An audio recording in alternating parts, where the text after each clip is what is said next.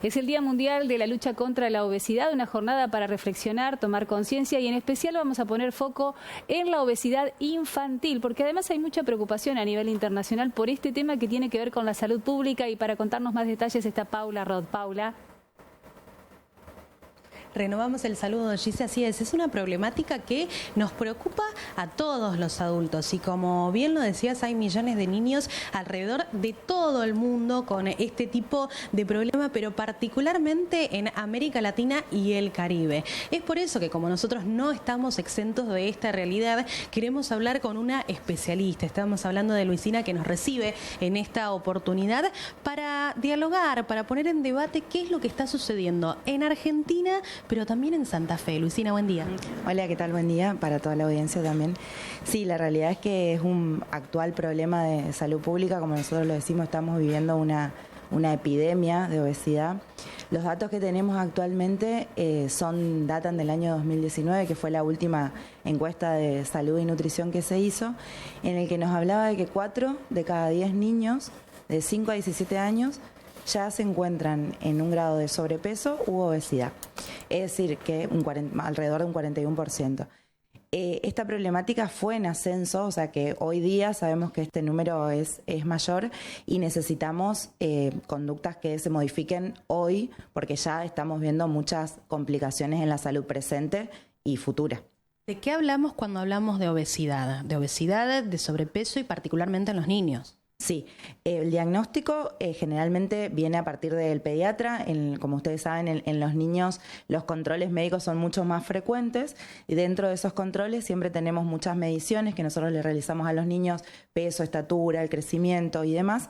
Y dejar en claro que si bien el peso es un indicador que nos alarma y que según tablas que nosotros tenemos para cada niño por sexo y por edad, el peso no es el centro del problema, porque acá no hablamos de un exceso de peso como un problema estético, como un problema físico, sino que es el exceso de grasa corporal, ¿sí? Que el peso es el indicador que nos marca que aquí quizás hay una problemática, pero el problema es las repercusiones que tienen en la salud, más allá del físico y lo estético, digamos.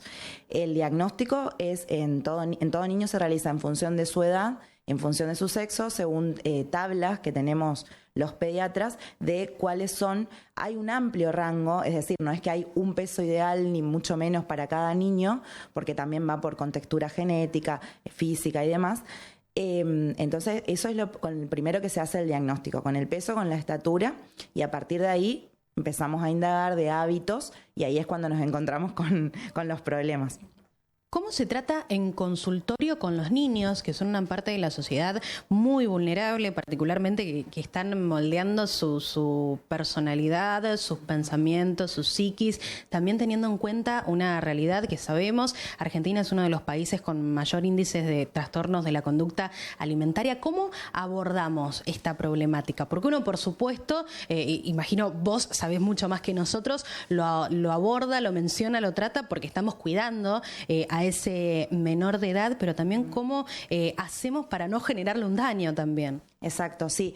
Es justamente por eso un problema difícil porque es multifactorial. Nosotros siempre decimos que es una enfermedad crónica y que tiene muchas aristas que tratar y acá el niño es como que hay que correrlo del centro del problema porque muchas veces nos pasa esto, al ser un país en el cual tenemos muchos TCA, mucho trastorno de la conducta alimentaria, por ahí a las familias tenemos que educar mucho de quitar el centro del problema en el niño porque la realidad es que ese niño es resultado de el hábito de la familia, de la escuela, de la sociedad en donde se está criando. Es muy difícil porque nosotros en pediatría tenemos un abanico de edades que van desde los bebés hasta los 15 años. Entonces la realidad es que los abordajes van cambiando, pero siempre el enfoque es al grupo familiar, al entorno, porque esto no es un problema aislado. Sí, es un problema de los hábitos, de los hábitos quizás que se desconocen o malos hábitos ya incorporados, pero de lo que es la familia, nosotros como sociedad y la escuela.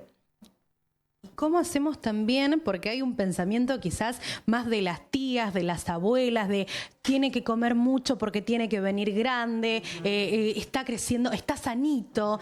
¿Cómo hacemos también para cambiar eso en el entorno familiar? Sí, la realidad es que sí, está ese concepto de las abuelas o que ya va a pegar el estirón también, o de que siempre se asoció que esté gordito, esta palabra que no nos gusta, con que esté saludable, pero la realidad es que la sociedad cambió, los hábitos alimentarios y culturales cambiaron, entonces nos encontramos con una realidad que ante este aumento de grasa corporal, que nosotros lo detectamos por un peso muy elevado para la edad de ese niño, empezamos a indagar y los hábitos no son saludables. Entonces ahí es cuando viene el problema, porque nosotros no queremos promover infancias delgadas, nosotros queremos promover infancias saludables y que tengan un crecimiento sostenido, porque la realidad es que nosotros en los niños jamás instauramos dietas restrictivas, no se va por la restricción, sino que se va por pautas de alimentación saludable que quizás ni siquiera las tienen incorporadas. Entonces, es muy difícil, nosotros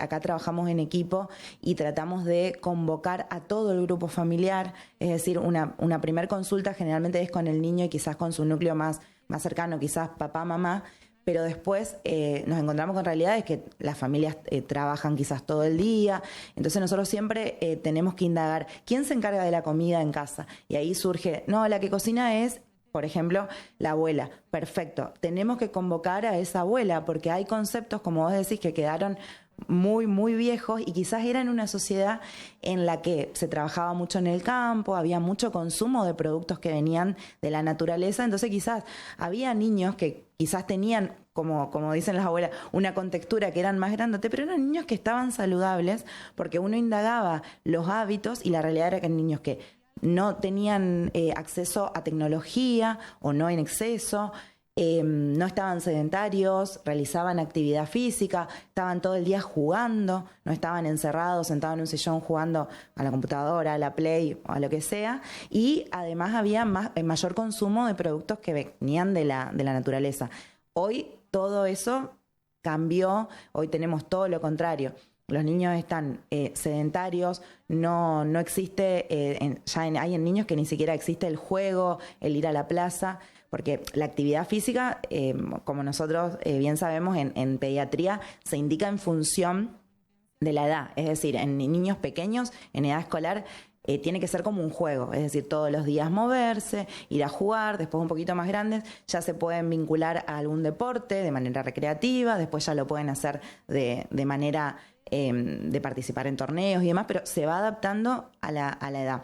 Eso hoy no lo vemos, no hay actividad física, no hay movimiento, hay un exceso terrible del consumo de pantallas, eso tiende al sedentarismo y el excesivo consumo de ultraprocesados.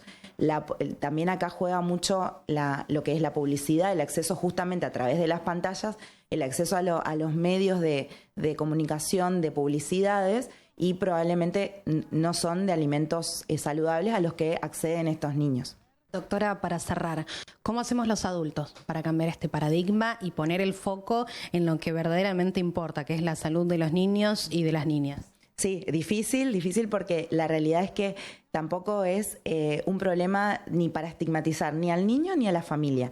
La realidad es que es un problema que desde salud pública, desde los entornos educativos y obviamente el primer núcleo de ese niño que es la familia.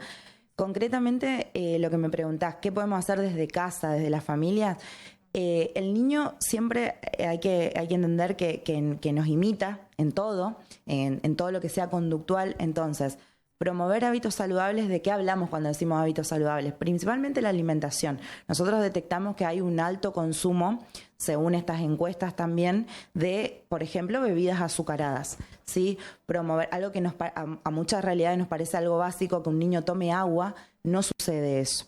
Entonces, empezar siempre de a un cambio a la vez. Ningún cambio estricto ni de un día para el otro, porque eso nos conduce al fracaso, ¿sí? Entonces, ir proponiendo objetivos chiquitos en familia.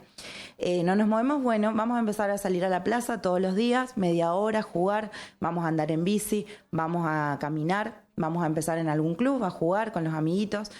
Y en casa promover el consumo de frutas y verduras, ¿sí? Es bajísimo el consumo actual que hay de frutas y verduras, porque también nos sucede que cuando vamos a la consulta tenemos un mamá, papá o cuidador que nos dicen: yo no como verdura, yo no como fruta. Entonces nosotros lo que le intentamos inculcar es también esto, que en realidad a través de ese niño que viene quizás con este problema de salud, en realidad va a mejorar toda la familia. El niño está inmerso en la mayoría de las veces en las consultas en lo que nosotros le decimos un ambiente obesogénico. Es decir, mamá y papá probablemente también estén con este problema de salud.